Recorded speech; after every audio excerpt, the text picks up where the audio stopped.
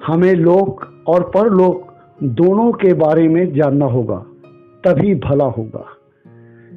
मेरे प्रियजनों, आप माने या न माने, यह सत्य है कि जब तक हम लोक परलोक दोनों को नहीं समझेंगे, दोनों में संतुलन नहीं स्थापित करेंगे, तब तक हम पूर्ण रूप से सुखी नहीं हो सकते, किसी कीमत पे नहीं हो सकते।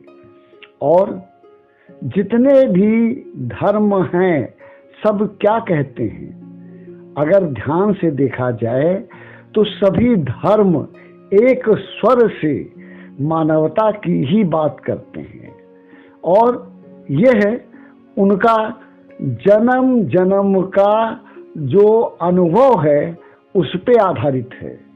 यह कोई ऐसे ही नहीं है, इसके पीछे न जाने कितनी सर्दियां कितनी गर्मियां सही हैं, तब इस नतीजे पर पहुंचे हैं। प्रिय भक्तों, प्रिय लोगों, यह सत्य है कि परलोक होता है। हम मृत्यु के बाद वहां जाते हैं और वहां से फिर अपने संसार में वापस लौटते हैं। इसी को आवागमन, संसार चक्र या सृष्टि चक्र कहा जाता है। यह सिर्फ हिंदुओं की बात नहीं, इस्लाम, यहूदी, क्रिश्चियन, सिख, जैन सब तो एक धर्म को स्वीकार करते हैं, बौद्ध भी एक धर्म को स्वीकार करते हैं। धर्म है, परलोक है, और बड़ी मजे की बात यह है कि आज एक दिव्य शक्ति को, जो मानवों से परे है, अदृश्य है किंतु है, यह विज्ञान भी मानने लगा है।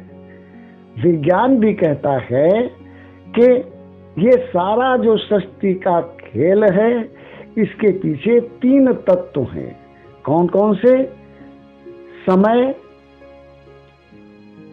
स्थान और ऊर्जा, टाइम, स्पेस और एनर्जी। तो प्रिय भक्तों, प्रिय लोगों, जो बात हमारे युग युगों से पुरखे मानते चले आए, उन्हें हम अपने अहंकार और स्वार्थ में अगर नकार देंगे तो क्या होगा? उसका परिणाम हमें भोगना होगा, और हम भोग रहे हैं। आज हमारा घर परिवार, हमारा समाज उतना सुखी, तृप्त और शांत नहीं है जितना पहले था। प्रिय भक्तों, कितना परिवर्तन हुआ है। हम अपने जीवन में बता रहे हैं कि जब हमारा बचपना था, किसी बाग के बगल से, गन्ने के खेत के बगल से गुजरते थे तो बागवान और वो गन्ने का खेत वाला रिक्वेस्ट करके फल और गन्ने खिलाता था। वो कहते थे, भैया थोड़ी देर आराम कर लो, फल खा लो, जुड़ा लो, अर्थात सहता लो, फिर आगे जाओ। लेकिन आज अगर किसी के बाग में एक आम पे या एक अनार पे हाथ लगा दिया तो जितना बुरा वो हमारा कर सकता होगा कर लेगा। प्रियजनों, क्या हमारी इस बात पे आपको विश्वास नहीं है?